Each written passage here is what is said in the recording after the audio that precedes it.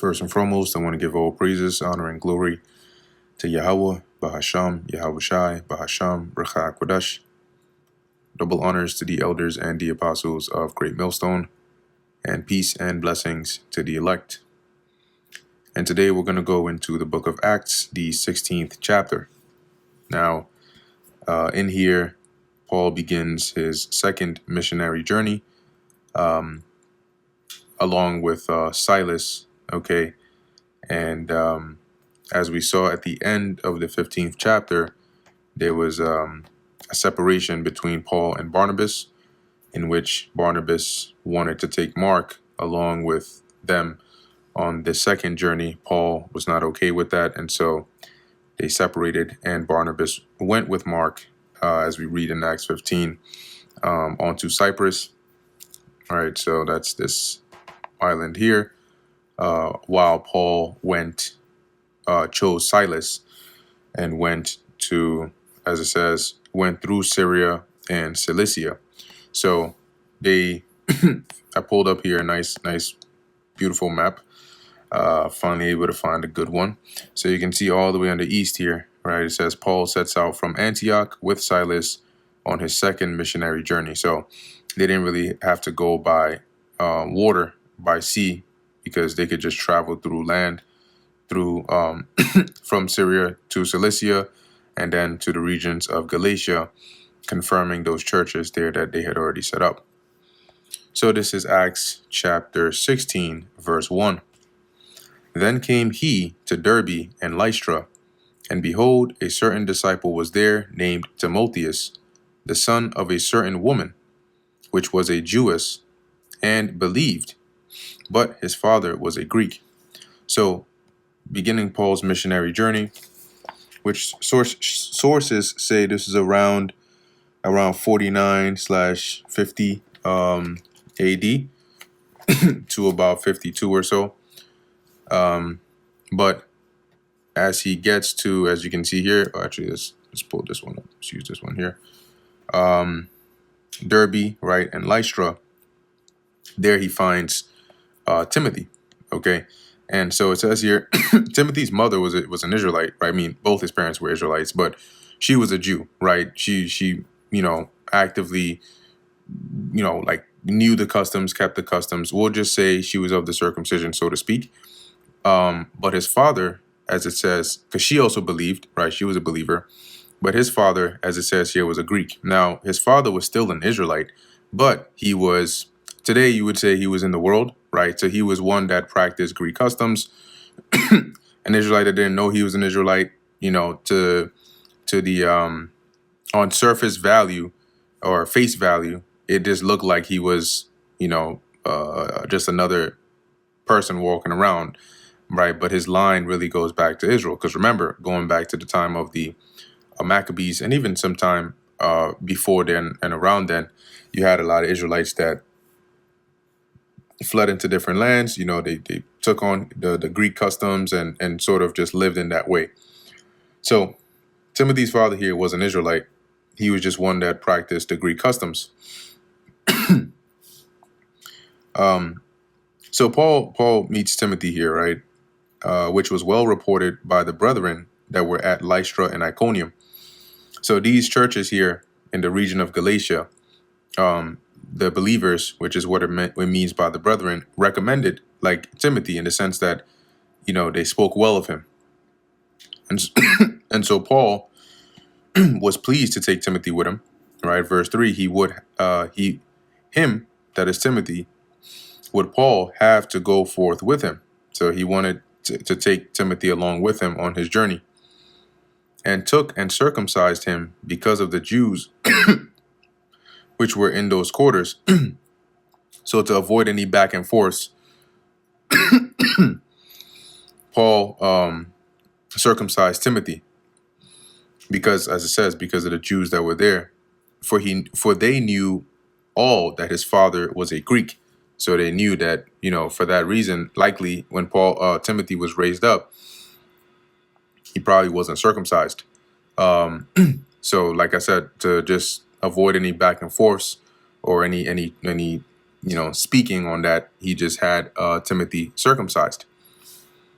And as they went through the cities, they delivered them the decrees for to keep that were ordained of the apostles and elders which were at Jerusalem.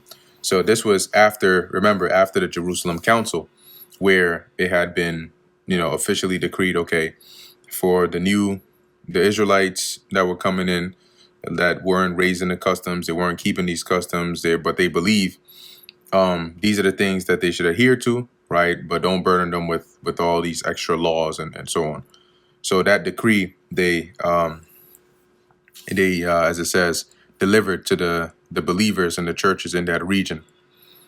And so were the churches established in faith. So their faith was strengthened, knowing now, okay, this is like, we don't have to worry, right, about, any extraness, right? We can just focus on strengthening our faith and keeping the charge of Yahweh Shai, and increased in number daily. So you had more and more people that were, believing and joining.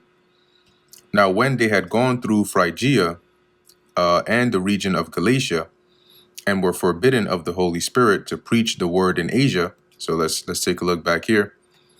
So from Derbe, right, and Lystra, they went through this whole region, right? Iconium, Antioch, and you just following the red line. Phrygia, you can see here, it's written, a bit sideways, right on the left of Antioch. So they went through, after they passed through Phrygia, it says that the Spirit in the region of Galatia, they were forbidden of the Spirit to preach the word in Asia. So that's that region here. So that's why they didn't go down yet to, Thyatira or like Ephesus or that area. So the Lord was guiding them and leading them exactly where he wanted them to go.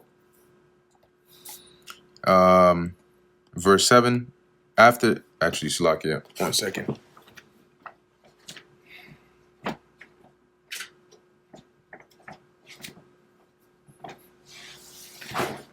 Verse 7, after they were come to Mysia, they essayed to go into Bithynia, but the Spirit suffered them not. So once again, let's take a look over here. So we have here, if you follow the red line on the east of Troas, right, Mysia, that region right there. After they had come into that region, they wanted to go Bithynia. You can see that's northwest of Mysia, but the Spirit said, nah, that's not, the Lord didn't want them to go there. And they passed by Mysia and came down to Troas, right, which we just saw on the west over there. So this is basically at the border of Asia Minor. And next stop, they're pretty much crossing here. This is, probably still a part of the Aegean, but crossing here now into Europe.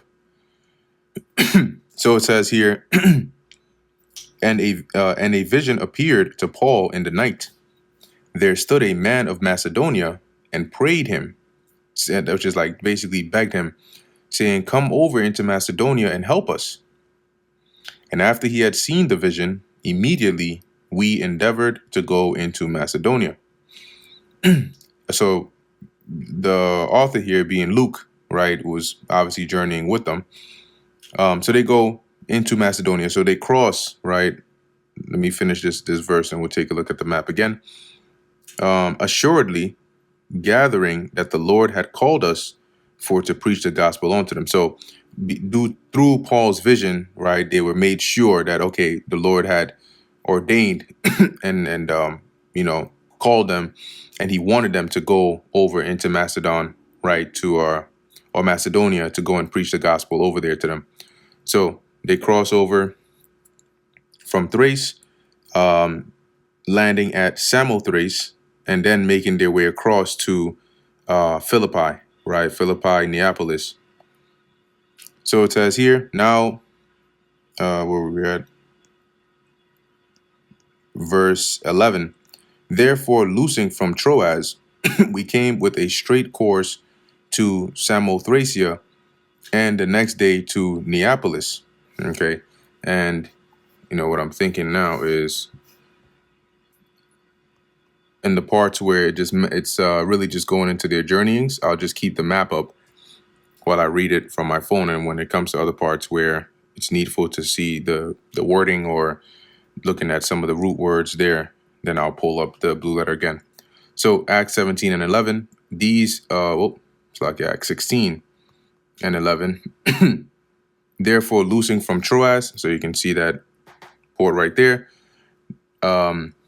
we came with a straight course to Samothracia, that small little island over there, and the next day to Neapolis. And that Neapolis is right there next to Philippi. So it says here, and from thence to Philippi, which is the chief city of that part of Macedonia. So from that region, it was like one of the main cities over there. And the reason was because it was a colony, right? As it says here, a chief city of that part of Macedonia and a colony. And we were in that city abiding certain days.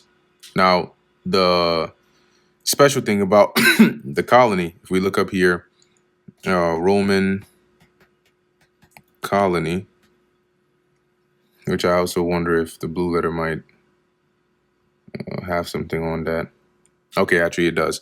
So let's take a look there. This is verse 12.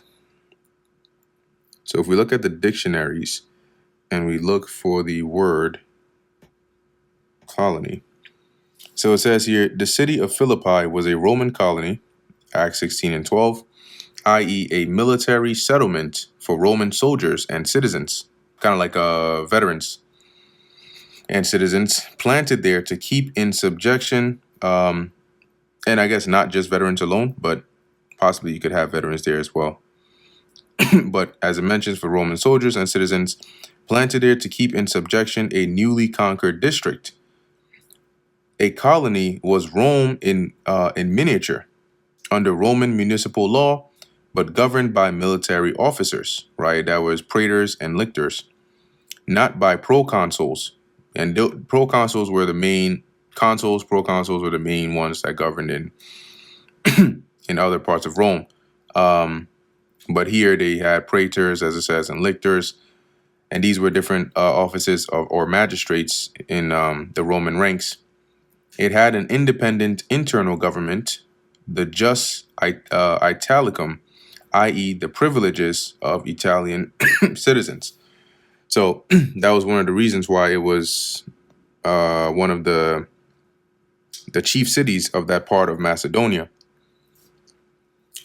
So now we know that they're at Philippi, right? So I'll put the map on hold for now. Let's read a little bit more here. And on the Sabbath day, we went out of the city by a riverside where prayer was wont to be made. So at a place where, people would come to pray. And we sat down and spake unto the women which resorted thither. And so the women that came there to pray, they basically preached to them. And there came a woman named Lydia, a seller of purple. And this purple here it's not like it's a dye, right? Usually it will be a dye that would be used to make like certain garments. And sometimes it might be the garment itself. But if you look this up here, I'm not sure if they mention it. They mention it in the interlinear.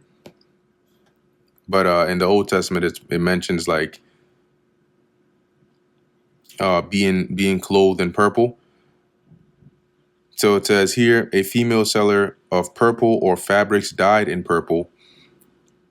What made this purple so special was, if we look up here, Tyrian purple. This is actually very expensive. So it says Tyrian purple or royal imperial purple is a highly prized ancient reddish purple dye derived from the mucus of predatory Mediterranean sea snails. It was extraordinarily expensive, often worth its weight in gold or silver, because thousands of snails were needed to produce mere grams of dye, requiring a laborious, smelly, and complex multi-day production process. Used primarily for elite, royal, and priestly garments, it symbolized supreme power, wealth, and status. So it's not like she was running around with some random purple stuff. But there's there's a reason why she sold this. It was lucrative. So, as it mentions here, she was one who heard Paul preaching. It says here, which worshiped God, heard us, whose heart the Lord had opened. So the Lord had opened up her mind to be able to believe. And she attended unto the things which were spoken of Paul. So she gave heed to them. And when she was baptized, and her household, she besought us, saying, if ye have judged me to be faithful to the Lord, come into my house and abide there. And she constrained us. So she basically urged Paul and his company. Remember, you have Luke with him, Timothy, Silas. So she basically housed them while they stayed at Philippi. And it came to pass as we went to prayer. So, some time later, the next day probably, when they went back to the same place to pray, a certain damsel, so a young woman, possessed with a spirit of divination met us. And divination is when you divine, it's like fortune telling. So she had a demon on her that would basically allow her to divine or to fortune tell. And so she met Paul and company, which brought her masters much gain by soothsaying, which is divining or fortune telling. So you can imagine whether it was like bets or whatever it is they would do, they had that advantage because they could use the demon that was on her to make gain by knowing what the outcome of said thing would be. The same followed Paul and us and cried, saying, these men are the servants of the Most High God, which shew unto us the way of salvation. Why did she say that? Because the demon in her recognized that, right? The demon knew and recognized them. And so every time she saw them, she would just keep saying that, right? It says she cried that after them. And this did she many days. So every day that they would go there to go in, every time they would go there to pray, she would be back with her shit. And it got annoying. But Paul, being grieved, turned and said to the spirit, I command thee in the name of Yahushua HaMashiach to come out of her. And he came out the same hour. So the demon, fled out of her. And when her masters saw that the hope of their gains was gone, so she wasn't able to divine anymore, who did this? They caught Paul and Silas and drew them into the marketplace onto the rulers. So they brought them to the marketplace area where the soldiers and those that were in charge were, and brought them to the magistrates, saying, and the magistrates were those that were actually, like, let's say like the I don't want to say governor, so I'll just click here and see what word they used. Okay, so it says here in the New Testament, a civic commander, I guess governor was okay as well. The name of the highest magistrate in the municipia or colonies. They had the power of administering justice in the less important cases. Because remember what we read about the colony, right? They had their own internal government. So they bring Paul and Silas before the ones in charge, saying, these men, being Jews, do exceedingly trouble our city. And they were really upset because they lost their ability to make that money. So they're saying these people are troublemakers. They're causing trouble throughout. And teach customs that are not lawful for us to receive, neither to observe, being Romans. So they're teaching ways that are not according to what us as Romans should do. It's in violation of the lawful deeds that we're supposed to do. And the multitude rose up together against them, and the magistrates rent off their clothes, and that is, they caused you sort of had like a small kind of mob forming, like people protesting against them, like, oh, yo, get them out of here. We don't want them here. Don't bring that new stuff over here. Trying to get people to go after your beliefs. We don't do that over here. So the magistrates, witnessing that, caused Paul and Silas to have their clothes taken off. And then, as it says, they beat them. And when they had laid many stripes upon them, they cast them into prison.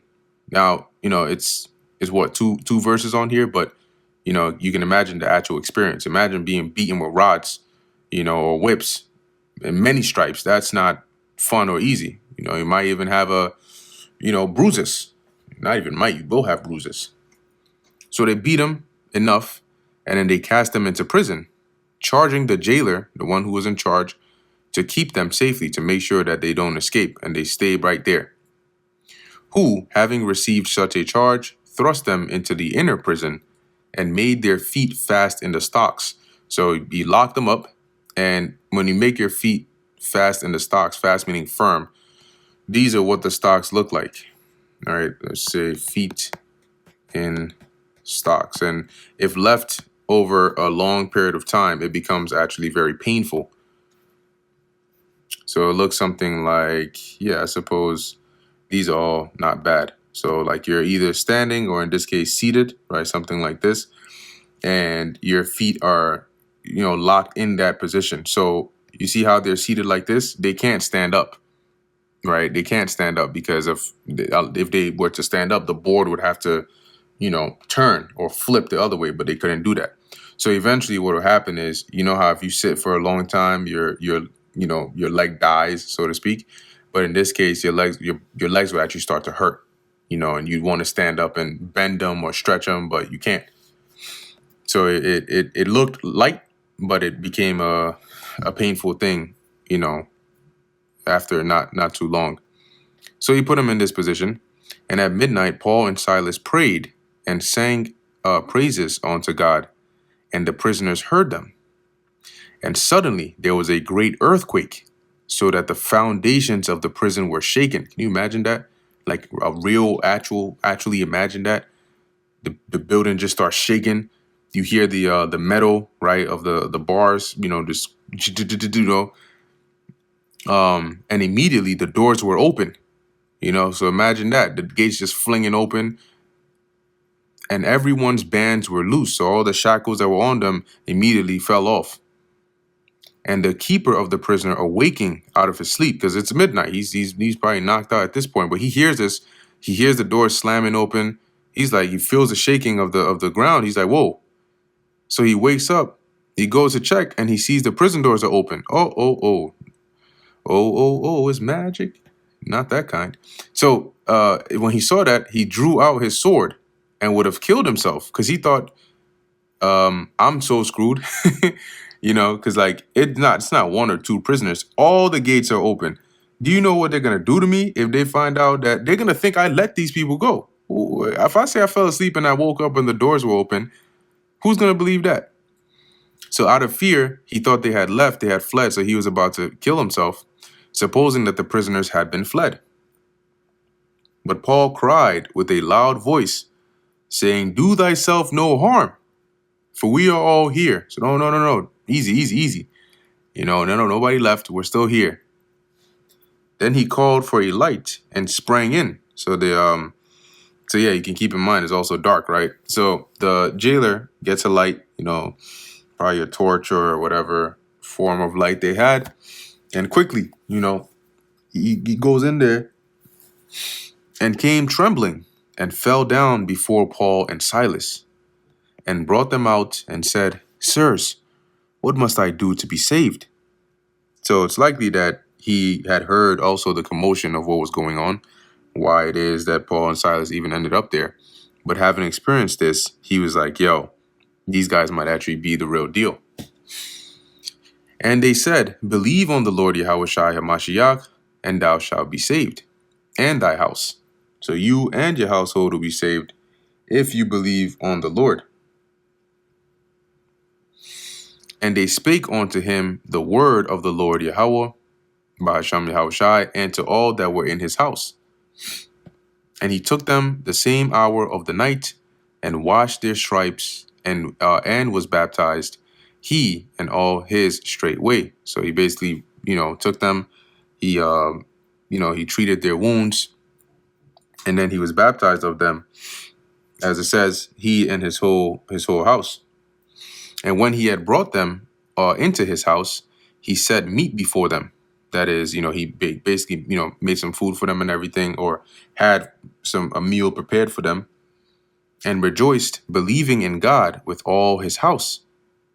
And when it was day, the magistrates sent the sergeants, saying, let those men go. So he takes them to his house, right? He's baptized of them. They preach unto him. He gives them a meal and everything. And then they go back. So when they go back the next day, the magistrates sent the sergeants. Now, when you look up the word sergeants here, these were, as it says here, a lictor, right? One who carries the rods, i.e. the fasces. Now, the fasces was a certain symbol. It was like a binding of sticks with like an axe in Roman times. And let's look that up. Roman lictor. There you go.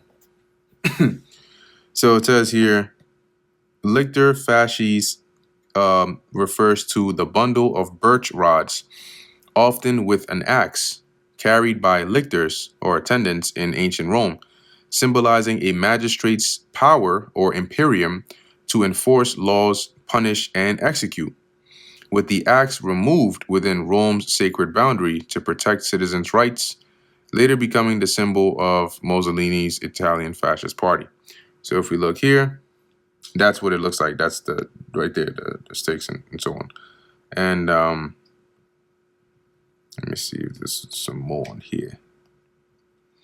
It says here, I'll just read it real quick. A fasces is a bound bundle of wooden rods, often but not always including an axe, with its blade emerging. The fasces is an Italian symbol that had its origin in the Etruscan civilization and was passed on to ancient Rome, where it symbolized a Roman king's power to punish his subjects, and later a magistrate's power and jurisdiction. So when he sent these, let me see what they have for the lictors.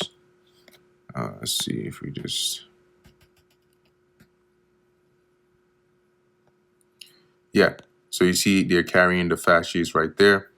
A lictor was a Roman civil servant who was an attendant and bodyguard to a magistrate who held imperium. Roman records describe lictors as having existed since the Roman kingdom, and they may have originated with the Etruscans. So it says here, the task, right? A lictor's main role was to bodyguard the imperium possessing magistrates to which they were assigned. They also carried the magistrate's fasces, which symbolized that magistrate's imperium. The fasces also served to intimidate a crowd, since they contained all the necessary equipment to administer corporal and capital punishment. Stories going back to the origin of the Republic attest to magistrates ordering their lictors to serve as executioners. Their role in a magistrate's imposition of official punishment seems to have continued through to late antiquity. So they would basically go around enforcing whatever the magistrate wants. If it's to whip somebody, they got the sticks on there. If it's to kill somebody, they got the axe on there. So they were like the force of the magistrate. So the magistrate sent them to go and say, hey, release Paul and Silas. And the keeper of the prison told this saying to Paul, the magistrates have sent to let you go. Now, therefore, depart and go in peace.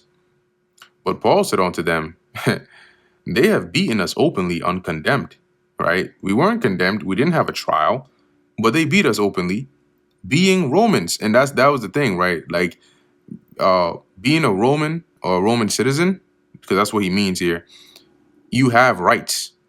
And if it was violated, that could be a real issue. That could be even a civil case right there. So that's why Paul is using this, saying, being Romans and have cast us into prison. And now do they thrust us out privately? So now they want to like cover it up and just like release us secretly? No. You beat us openly and we're Roman citizens. Nay, verily, let them come themselves and fetch us out. So they were back in the prison and they were like, let them come and get us out themselves. Those same magistrates that had us go through this. And so we know Paul was a Roman citizen, but here, even though there's no explicit part in the scriptures that says that Silas also was a Roman citizen, based on Paul's language here, it implies that Silas might have also had a Roman citizenship, right? Because he mentions here being Romans, right? And have cast us into prison, which included Silas. Anyway, it says, and the surgeons told these words unto the magistrates, and they feared when they heard that they were Romans. And this is the same card that Paul pulled when later on in the future when we get there, right? When he was examined or interrogated, but I believe it was more, physical beating in Jerusalem, right? When there was a whole uproar and they were trying to kill him. And they were afraid once they heard he was a Roman, because you can't just treat a Roman citizen like that. So in any case, when they heard this, they were afraid, and they came and besought him and brought them out and desired them to depart out of the city. He said, look, please, look, we didn't know. Let's not make this a big deal. Come on, just, how about this? Why don't you just leave the city? And they went out of the prison and entered into the house of Lydia, right? The lady that they met at the place of prayer. And when they had seen the brethren, they comforted them and departed. So this is all the things that transpired in Philippi, right?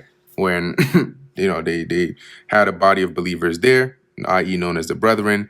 So before leaving, right, they comforted them, they exhorted them. And then Paul and his company leave Philippi. So if we go back to the map here, they are now next stop going to, what is this, Apollonia, and then going from there. So that brings us to the end of the book of Acts, the 16th chapter. Lord willing, that was edifying to the elect. In closing, I want to give all praises, honor, and glory to Yahweh, Bahasham, Yahweh Shai, Bahasham, Recha Kodash. And until next time, Shalom.